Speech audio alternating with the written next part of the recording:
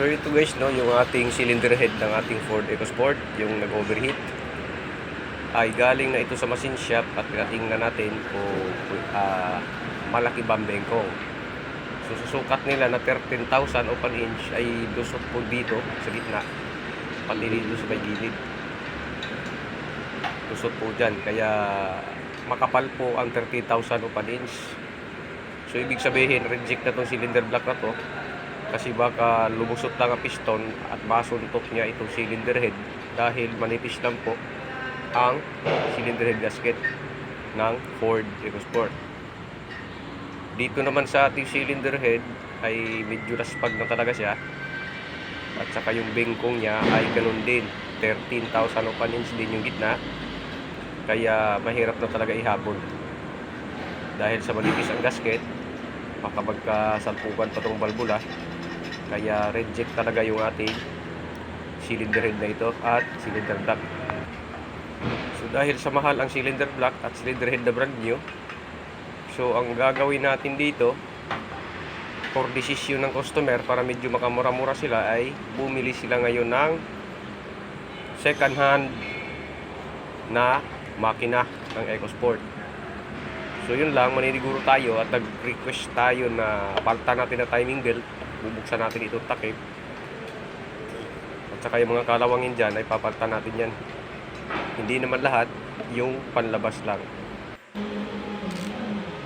So ito na siya guys, bubuksan na natin siya para palitan natin ang timing belt at saka tensioner para safety tayo, na hindi tayo masisi kung ano mangyari, kasi halata sa itsura sa makina ay parang matagal siyang napatambak. Kaya nagsiguro tayo at nagpaalam tayo doon sa nag-deliver ng makina na papalitan natin yung timing belt for sure.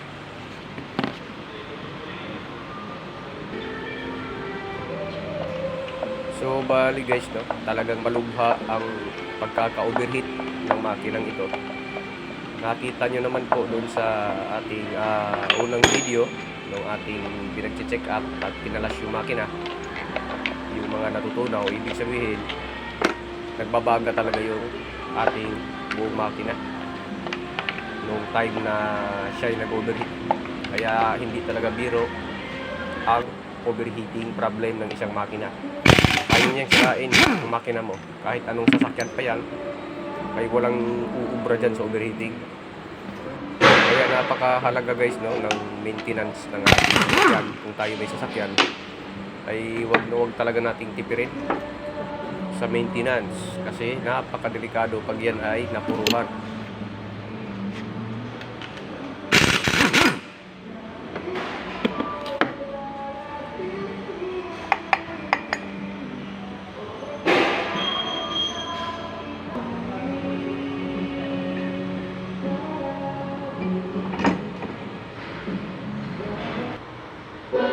So ayan guys, no, nabaklas na natin yung takip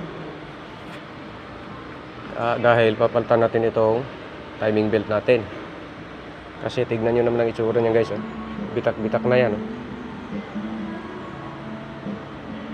So dahil sa binili ang makinang ito na buo, kikita naman sa itsura na matagal nakatambak at nauulanan, ulanin ito.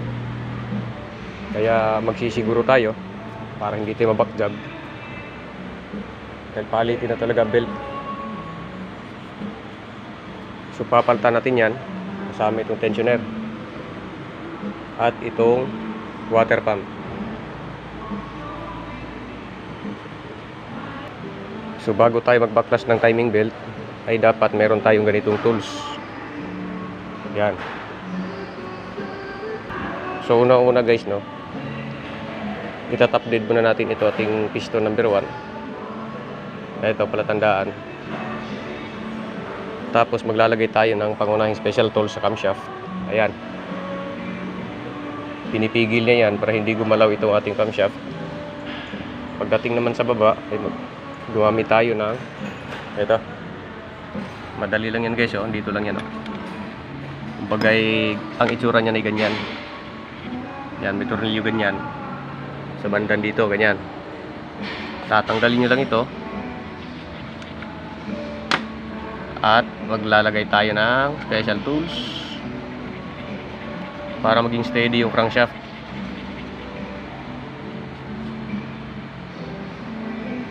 Susunod naman ay yung dito. Ito.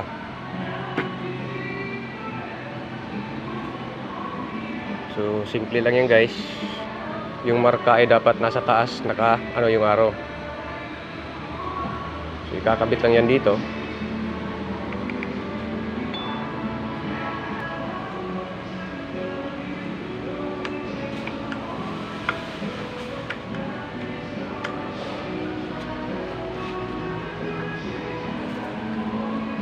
Ang sign na ito guys, no, at ito, ayan ay symbol doon sa may camshaft mismo. Gaya niyan, bilog. So ito naka-indicate na bilog din. Sa kabila ay nakatayong rectangular. Kasi sign din niya sa kabila ng ganun din, no, rectangular siya. Kaya ganyan ang alignment niyan bago tayo magbaklas ng timing belt. Kapag ganyan na ang setup natin guys, pwede na tayo magtanggal ito, pwede natin tuluwagan. So ganun lang kasimple.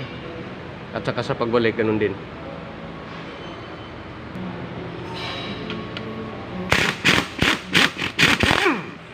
Ang EcoSport nga pala guys, no, wala pala yung tinatawag na kunya or guide sa crankshaft at saka sa kanyang camshaft. Kaya meron siyang special tools na kailangan gamitin.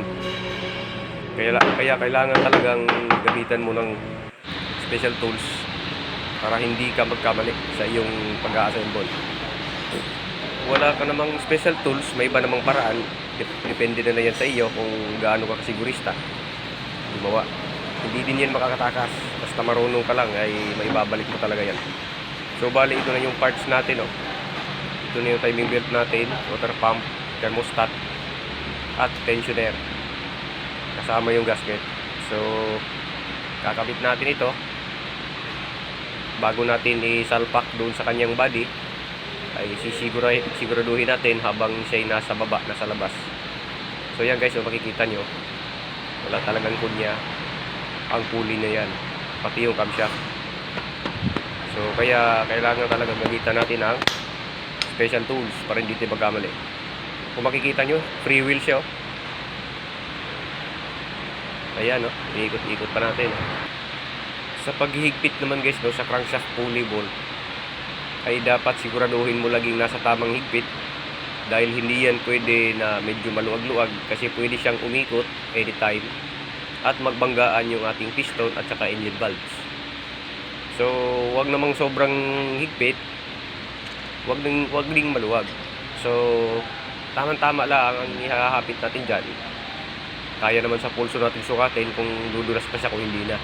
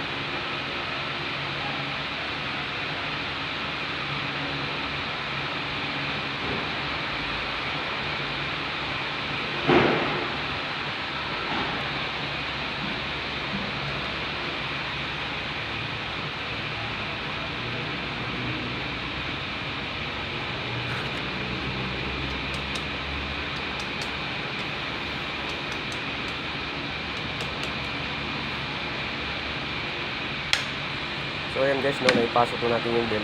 Tatanggalin na natin yung lock ng tensioner. Saka yung hapit na yan, auto adjust na yan. Hindi mo na kailangan yung dagdagan pa. Check mo na lang yung hapit at yung play ng ating tensioner. Saka natin higpitan yung tornilyo ng tensioner. Yan, lagyan mo ng konting tension kasi medyo unat pa yan pag yan ay uminit. Tapos final tighten, huwag mo lamang masyadong sobrang. So ito na guys, naikabit na, no? Magtatanggal na tayo ng ating tools kasi goods na yan. Tools sa harap ng camshaft, at ito naman yung sa likod, aalisin na natin ito pag naikabit na yung timing belt. Pati naman yung sa may crankshaft, tatanggalin na natin yan.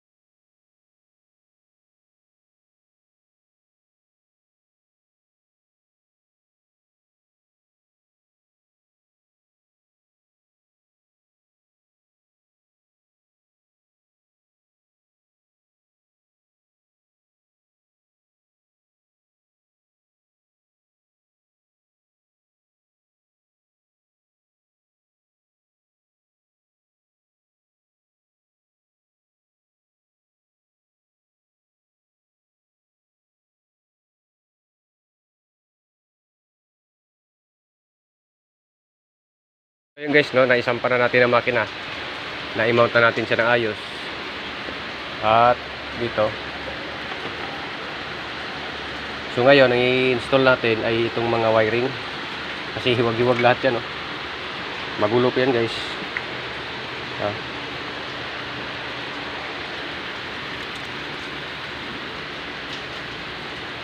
Magulo pa lahat yan kasi hindi pa na ibabalik. So yun, ibabalik natin ngayon. Pati mga intakes at exhaust manifold. So ayan guys, no, naikabit na natin yung mga intakes, alternator, electrical circuits, socket, air filter, at lahat po ng socket ay nakakabit na. Tsaka itong mga hoses, fuel injector, at reserve tank. So nakakabit na ho yan. Konting-konting kembot na lang at ari pa i-start na natin.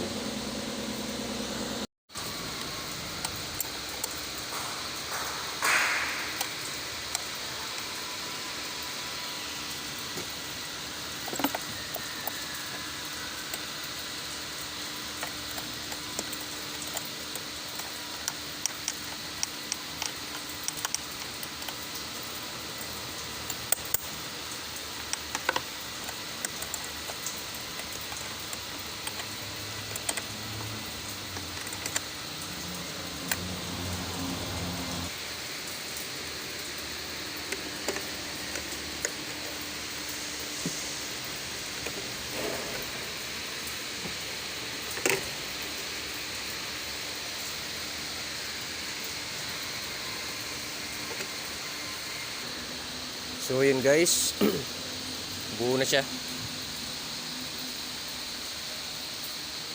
May langis na yan, may tubig na. Lahat na ikabit na. So ano pang hinihintay natin? Hindi pa uusukin na natin ang tambutso nito.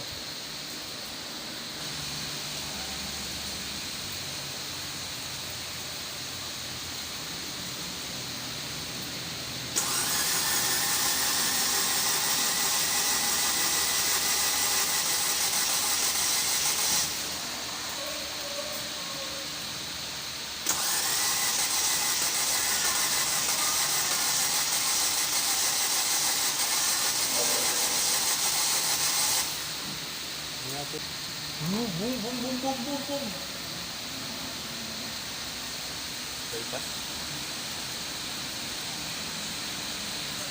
Puro saan? Ay, walang plasa? Wala pa, nakakapula pa kami na pa nga.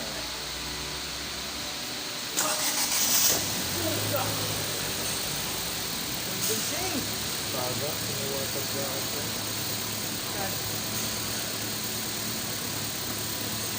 Water jacket. Ano yung gawin? Outlet? Oo. Yung plastic? Yung sa likod.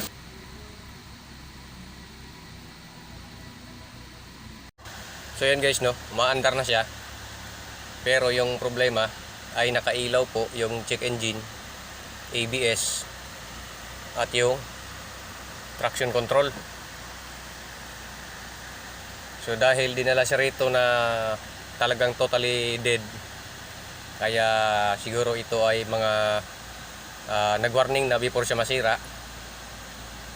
Tapos ngayon lang natin na-discover kasi siyempre kakabuhay lang natin na makina, kaka-assemble lang. So ngayon i-scan natin to kung ano tong mga trouble code ng mga naglalabasang are.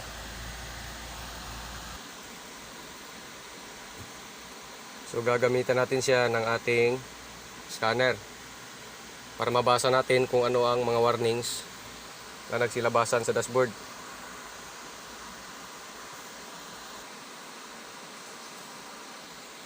So dito natin malalaman kung ano yung mga warnings. So yan, number 1, ABS, find fault code 5.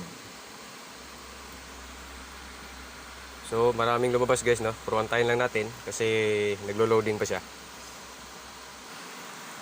So yan guys, no, makikita natin na marami siyang trouble code. So gagawin natin dito, i-delete muna natin kung ano yung matitira.